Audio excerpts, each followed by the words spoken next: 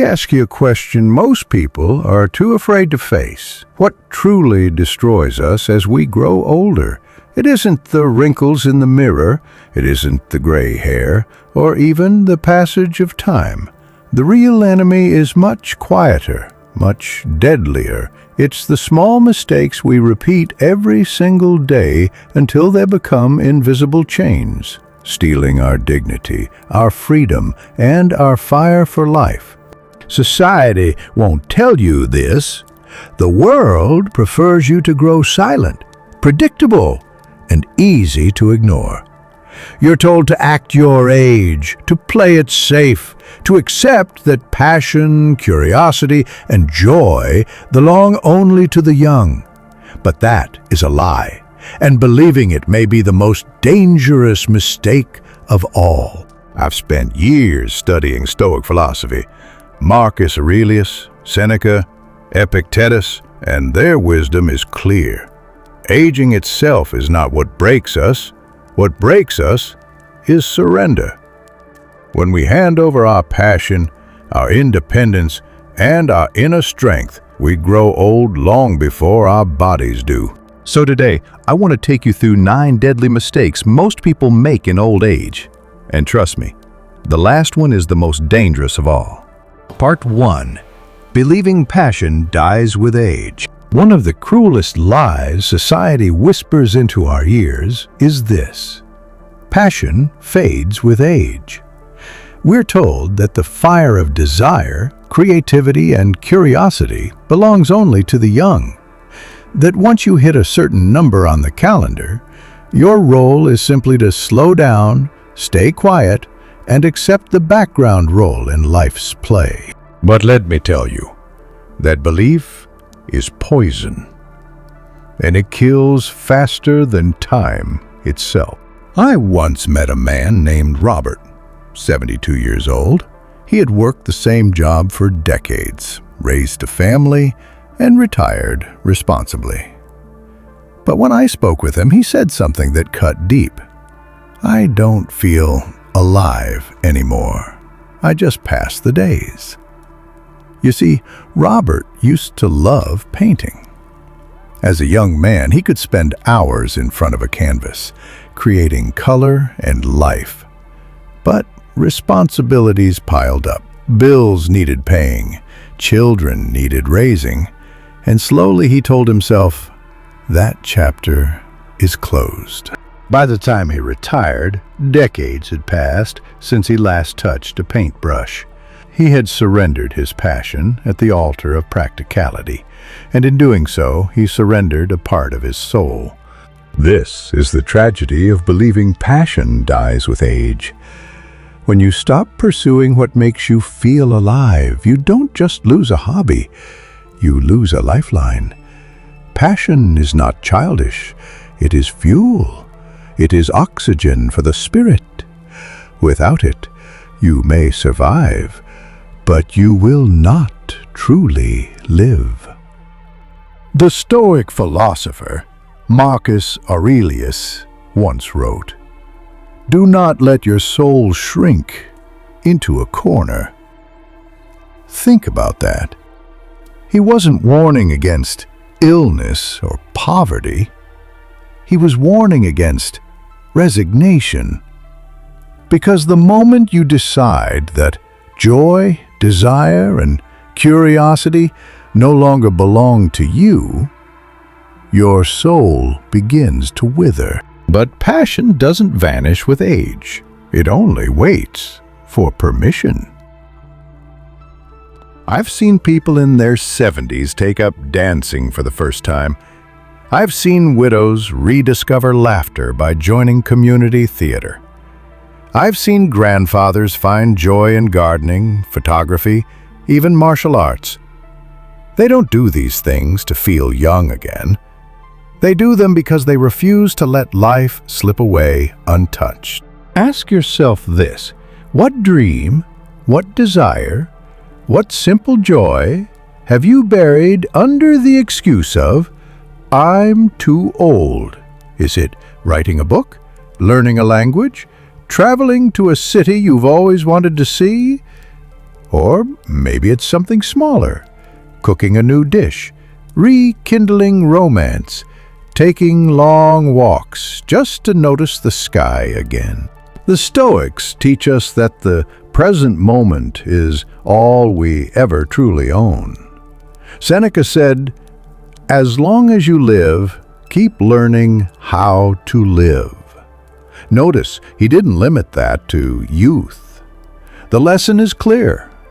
Passion isn't measured in years, but in courage. So here's the truth. Passion will not knock on your door. It will not beg to be remembered. You must choose it. You must claim it. And you must reject the lie that age disqualifies you from joy. Because as long as you have breath in your lungs, the fire inside you is not gone. It's waiting. The only question is, will you light it again? Part 2. Handing emotional power to children. There's a subtle prison many parents unknowingly step into as they grow older. It's not built of iron bars or locked doors, but it is just as real. It's the prison of tying your happiness to the actions of your children. I've seen it countless times. A parent wakes up in the morning, glances at their phone, and waits. If there's a text or call from their son or daughter, the day feels bright. If there's silence, the day feels heavy, almost meaningless.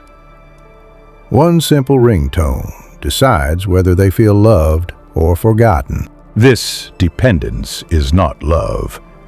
It is surrender. I once spoke with a man named George, 74 years old. He said to me, "I sit by the phone every evening waiting. If it doesn't ring, I feel worthless."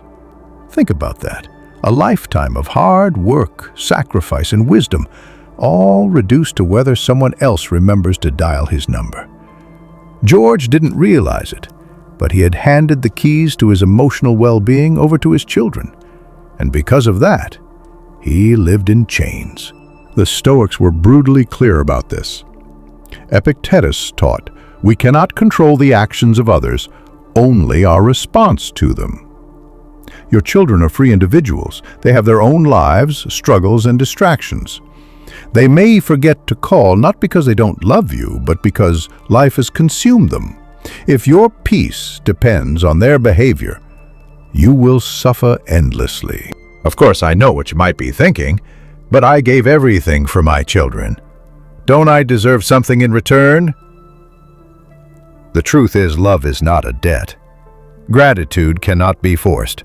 Expecting repayment turns love into a transaction, and transactions lead to disappointment. This doesn't mean closing your heart. It doesn't mean you should stop caring. What it means is learning to love without chaining your happiness to anyone else's actions. True love is free. It gives without demanding. I once met an elderly couple, Harold and Mary. Their children lived far away and rarely visited. Mary sank into bitterness, repeating, "They don't care about us. After everything we did, this is the thanks we get." But Harold saw things differently. He said, "They're building their lives. Let's build ours." So the two began volunteering at a local shelter. They mentored young people who had no parents nearby. And you know what happened? Their days became full. Their hearts were light.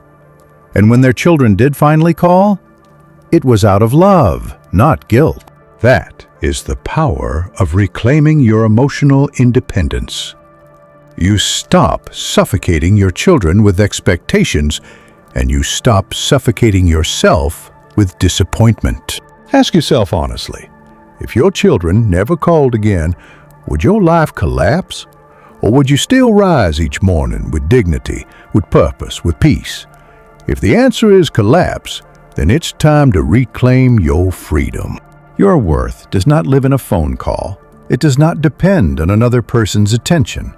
It lives in your choices, your values, and the way you honor yourself each day. So love your children deeply, but don't make them the gatekeepers of your happiness. Let their love be a gift, not a lifeline. Because the moment you reclaim your emotional power, you stop being a prisoner and you start living again. Part 3.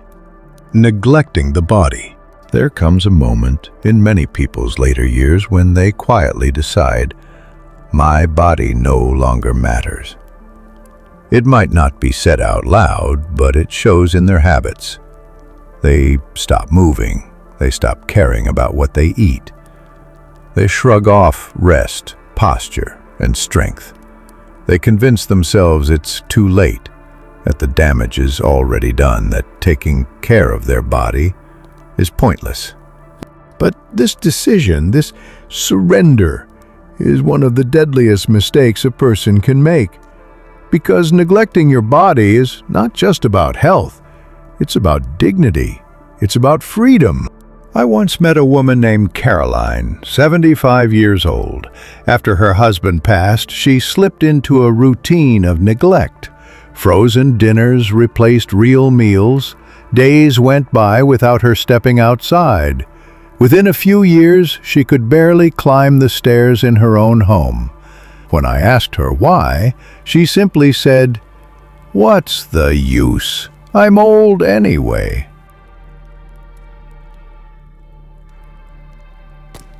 That one sentence was the poison.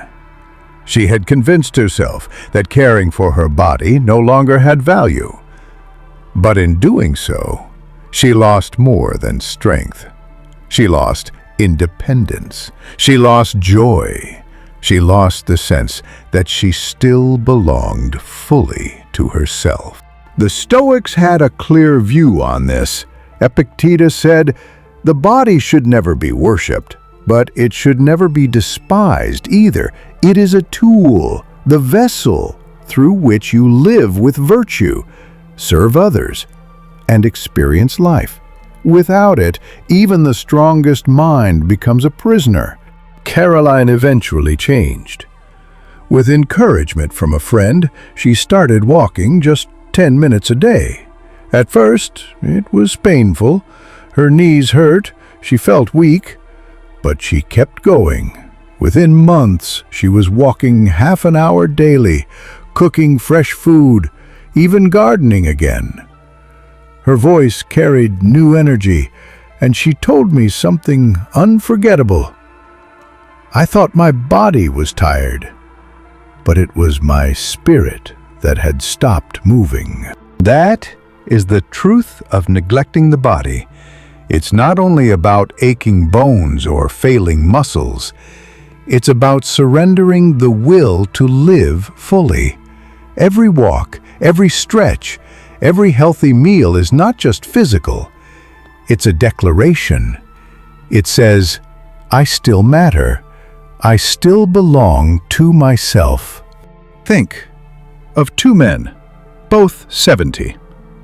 One spends his days slouched in front of the television, saying, "It's too late."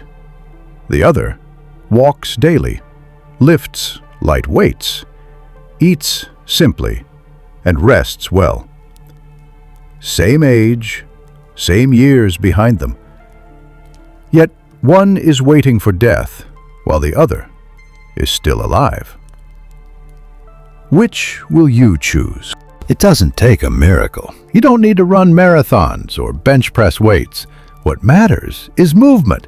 What matters is refusing to let your body rot in neglect. Because every step you take is not just exercise, it's resistance against resignation. The body is not eternal, but while it is yours, it is your ally. Care for it, and it will return freedom, confidence, and dignity. Neglect it, and you will surrender long before your time. So today, stand up, stretch, walk, eat with intention, rest with care. Not because you are chasing youth, but because you are honoring life. Part 4. Saving without purpose. dying in fear. There's a certain tragedy I've witnessed in many older lives. People spend decades working hard, sacrificing pleasures and building up savings, only to reach old age still haunted by the same fear that drove them all along. The fear of not having enough. They cling to money as if it were oxygen, and yet they never breathe deeply enough to enjoy it. This is the mistake of saving without purpose. You hoard, but you never truly live. I once knew a man named Thomas. He had worked tirelessly, built a retirement fund large enough to live comfortably for the rest of his life, and still he refused to spend a single dollar on joy. His children begged him to take a trip, to enjoy the world he had helped create for them. But Thomas always said the same thing. What if something happens? Better to keep saving. So he waited and waited. And then one winter, he passed away quietly in his sleep.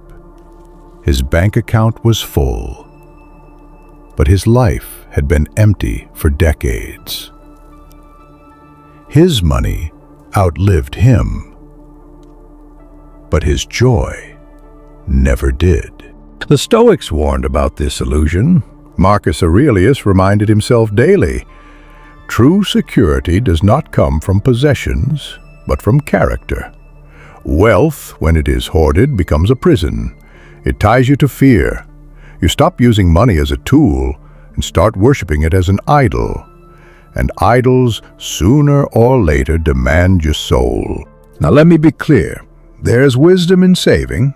Prudence matters. Providing for your family matters.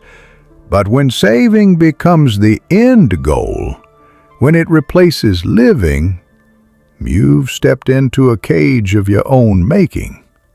Because money itself has no meaning. Its only power comes from what it allows you to do, to create, to share, to explore, to give. I once met a woman named Eleanor. Unlike Thomas, she chose a different path. She lived simply, yes, but every year she used part of her savings to take her grandchildren on small adventures, camping trips, museum visits, a journey to the ocean. When I asked her why she spent so freely, she smiled and said, "What good is money if it dies with me? I want it to live in their memories." That is purpose. That is freedom. Ask yourself, are you saving out of wisdom or out of fear? Does your money serve your life, or are you serving your money? The Stoics remind us, fear is the true poverty. You can die with millions in the bank and still leave this world bankrupt of joy. So here's the challenge. Don't wait for the perfect time to use what you've earned. Don't postpone life until tomorrow, because tomorrow is never guaranteed. Instead, give your money a purpose.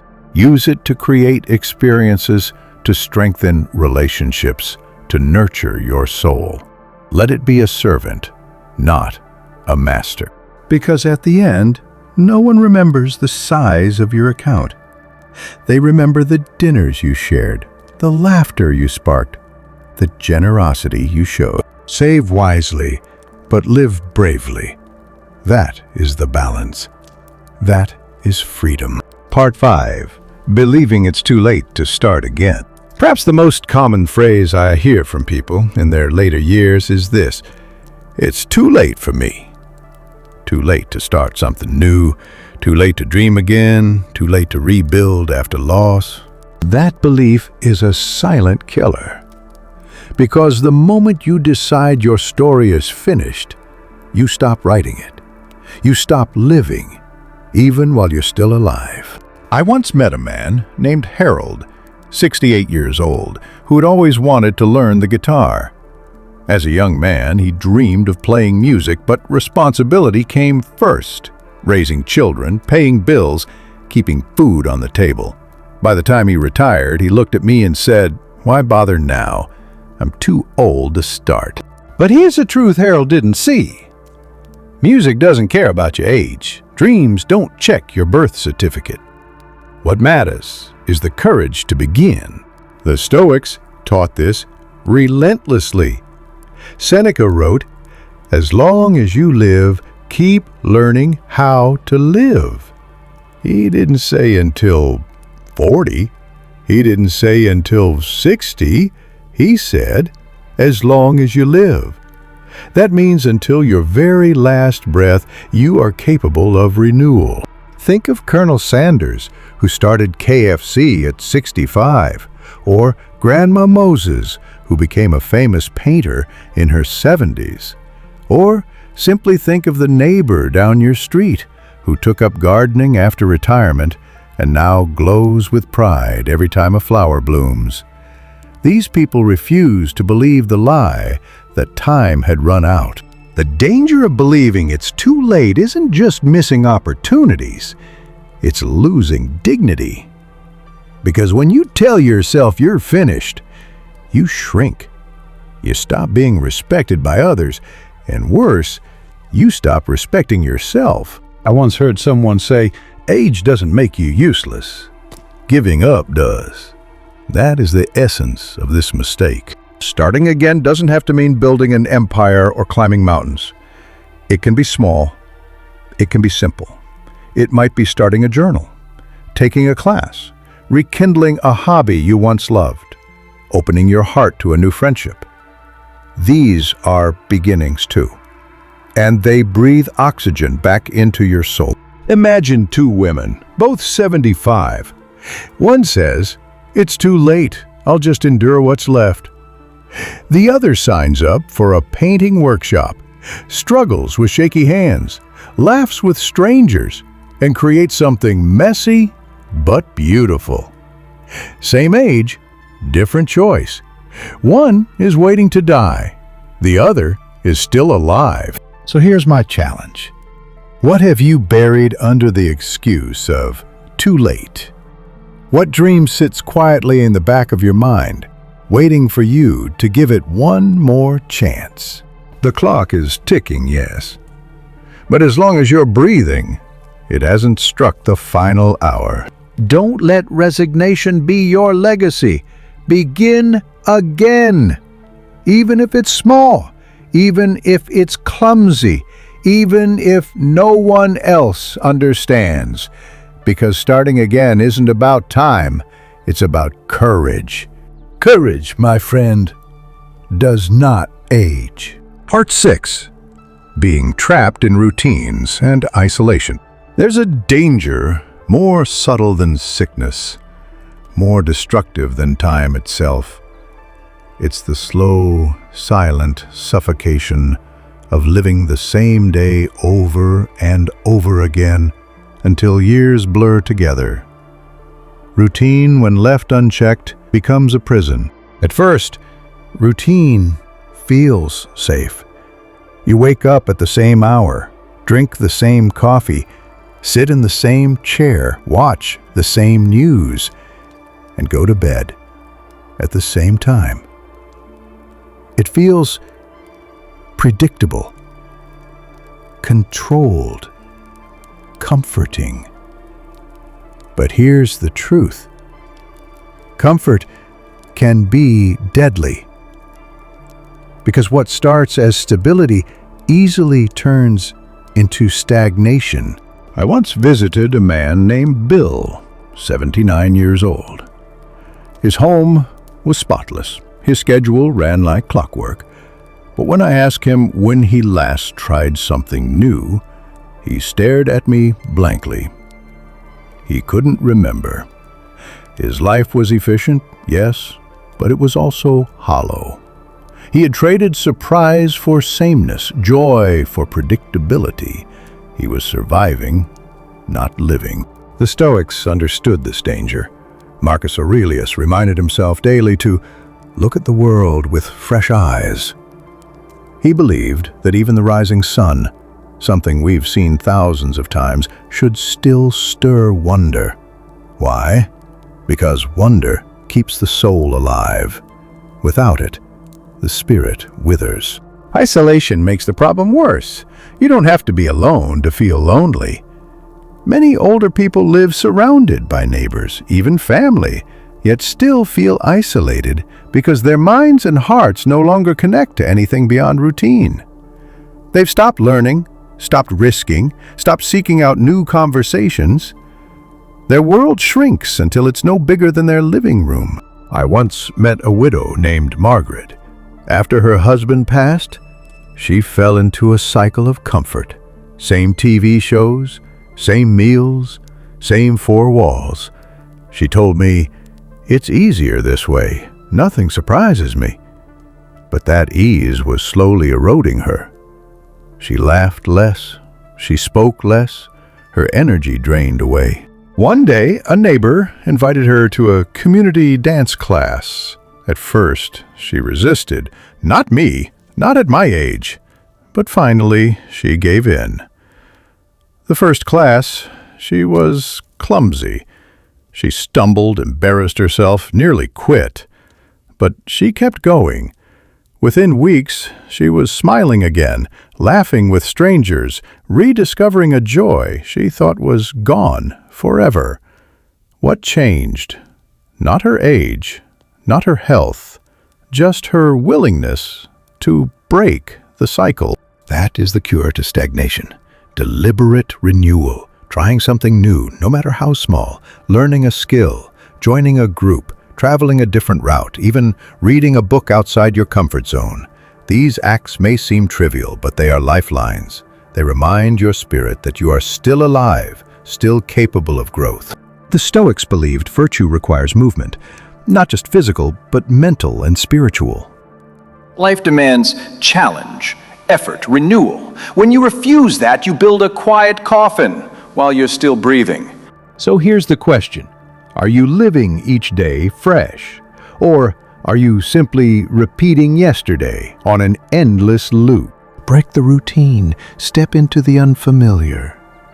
It may feel uncomfortable, even frightening, but that discomfort is proof that you are still alive. Because life's greatest tragedy is not death itself. It's dying slowly in the safety of routine. Part 7. Staying in draining relationships. There's a truth few dare to say out loud. Not every relationship deserves to stay in your life. As we grow older, we often cling to people simply because of history. Old friends, distant relatives, even neighbors we've known for years. But history alone does not equal harmony. Some connections give life, others quietly drain it. And holding on to toxic, energy-draining relationships is one of the deadliest mistakes of aging. I once met a man named Charles, 71 years old. He had a lifelong friend, a man he'd known since childhood. But every time they met, the conversation was the same. Complaints, negativity, bitterness about the past. Charles admitted that after each visit, he felt heavier, smaller, as if life itself had been sucked out of him. And yet, he kept meeting this friend because of loyalty. But loyalty without joy is slavery. The Stoics taught us to guard the citadel of our minds. Marcus Aurelius wrote, "The soul becomes dyed with the color of its thoughts."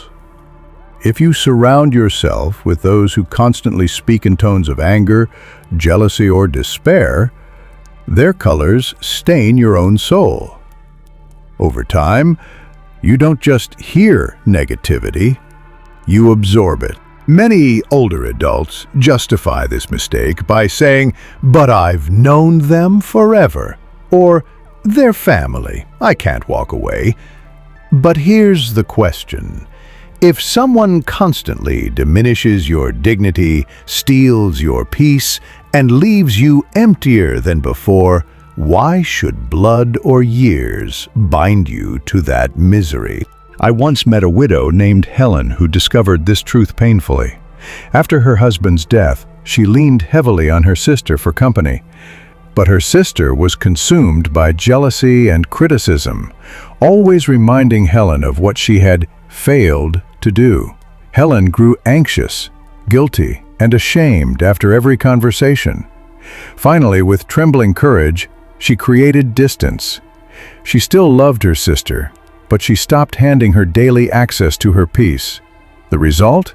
Helen's energy returned. She began smiling again, even laughing. She told me, "It felt like I could finally breathe." That is what happens when you let go of draining ties. The Stoics remind us that friendship should elevate, not enslave. True friends push us toward virtue, courage, and joy. Toxic ones drag us into pettiness, despair, and fear. So, ask yourself, who in your life truly lifts you? Who leaves you feeling alive, inspired, and lighter? And who leaves you smaller, angrier, or tired of living? Be honest. Because the people you allow closest to you shape the final chapters of your story. Here's the truth. You cannot always control who comes into your life, but you can control who stays. Setting boundaries is not cruelty. It is wisdom. Love your family. Respect your history. But guard your soul. Because when you waste your final years shackled to drain in relationships, you are giving away the most precious gift you still have: peace. Let go of the ones who take more than they give. Seek those who bring light, and if you cannot find them, be that light yourself. Because you deserve more than survival. You deserve peace. Part 8. Delaying spiritual nourishment. There is a mistake many people make, often without realizing it, and it may be the most dangerous delay of all: postponing the care of the soul. We are quick to feed the body, quick to chase money, quick to meet obligations. But when it comes to spiritual health, whether through faith, philosophy, reflection, or gratitude, we tell ourselves, "I'll get to that later." Later, when life slows down. Later, when the children are grown. Later, when work is done. Later, when retirement gives me time. But here's the harsh truth. Later is not promised. And every day you postpone nourishing your soul, you grow emptier on the inside, even if everything looks fine on the outside. I once met a retired lawyer named Samuel. For decades he lived in pursuit of success, courtrooms, deadlines, financial wins. Those were his diet. He told himself that one day, when life slowed down, he'd reconnect with God, with reflection, with gratitude. But that one day never seemed to arrive. By the time he finally tried, he was 75, and he admitted to me, "I don't know how to be still anymore." That broke my heart, because it revealed what happens when you starve the soul for too long. When you finally turn to it, you find a desert instead of a garden. The Stoics spoke of this constantly. Marcus Aurelius reminded himself to return daily to inner stillness, to remember that he was more than flesh and ambition. Seneca said, "It is not that we have a short time to live, but that we waste much of it." And what greater waste than to ignore the deepest part of yourself, the part that can bring peace, even in the middle of storms. Spiritual nourishment doesn't have to be complicated. It doesn't mean long rituals or strict religion, though it can. It can be as simple as sitting quietly in the morning with gratitude, breathing deeply, and reminding yourself that life itself is a gift. Reflecting on your actions, asking if you lived today with integrity, speaking to God in prayer, or simply walking in nature and feeling part of something larger than yourself. The mistake is thinking you have unlimited tomorrows to begin. The truth is, the only guaranteed time is today. I once knew a woman named Clara who learned this lesson too late. She always said, "When I retire, I'll finally take time for faith." But illness came first.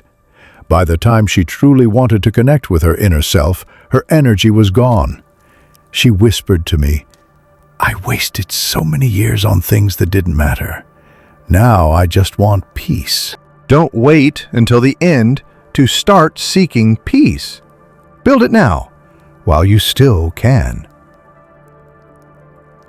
The Stoics saw the soul as the captain of the ship. If the captain is weak, no wealth, health, or success can steer you right. Nourishing the soul gives strength for every other part of life. So ask yourself, when was the last time you fed your soul? Not your body, not your bank account, your soul. If you cannot answer, then the time is now. Because one day, it will be too late to start. But today, right now, you still have the chance. Part 9. Believing nothing can surprise you anymore. Of all the silent mistakes people make in old age, this may be the most deadly. The belief that life no longer has the power to surprise you. It creeps in slowly. You wake up, repeat the same routines, see the same faces, and convince yourself that everything worth knowing, feeling, or experiencing is behind you. The world loses its color. Sunsets blur together. Laughter feels rarer. And soon you stop expecting anything new at all. But here's the danger. When you stop expecting life to surprise you, you stop looking for wonder. And when you stop looking, you stop living. I once met a woman named Joan, 81 years old. She told me she hadn't felt truly excited in decades. Not because nothing exciting ever happened, but because she stopped noticing. She had walled herself off, convinced that joy was for the young. But then, almost by accident, she joined her granddaughter on a road trip. For the first time in years, she saw mountains she had never seen before, tasted foods she had never tried, met strangers who told her stories that made her eyes widen.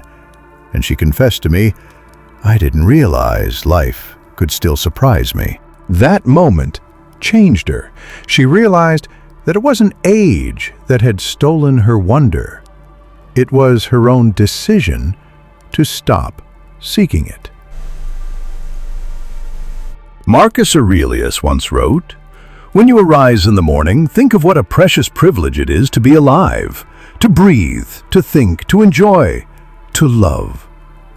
That is wonder. Not grand fireworks, not miracles from the sky, but the simple awareness that each day holds something new, if you're willing to notice. The lie of "nothing surprises me anymore" is seductive because it feels safe. If you don't expect, you can't be disappointed. But that safety is a coffin. You bury your curiosity before your body is ever laid to rest. Think about children. A toddler can spend an hour marveling at a butterfly. A 5-year-old can laugh at a falling leaf. Why? Because their sense of wonder is alive. But here's the truth. That capacity doesn't die with age. It dies with neglect. I once knew a man named Victor who challenged this lie beautifully.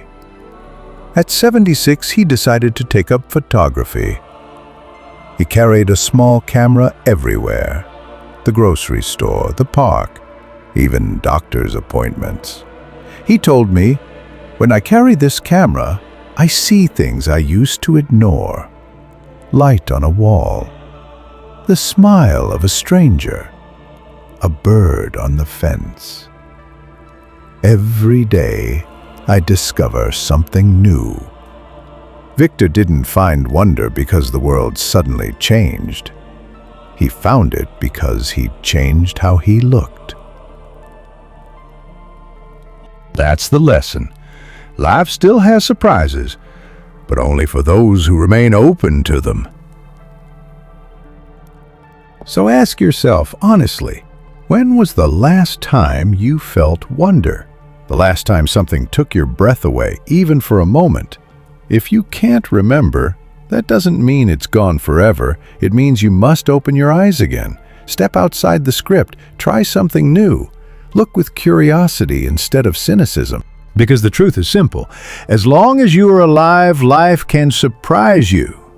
But only if you let it. Conclusion! We've walked through 9 deadly mistakes, the quiet poisons that can steal your dignity, your joy, and your freedom as you grow older. None of them are about wrinkles or age or time itself. They are about surrender. The surrender of passion, the surrender of independence, the surrender of wonder. But here's the truth. Aging does not have to mean shrinking. The Stoics remind us that every single day we breathe is an opportunity to live with virtue, to choose courage over fear, to protect our peace instead of handing it away. You are not too old to begin again. You are not too late to rediscover joy, and you are never too far gone to feel passion, gratitude, or wonder.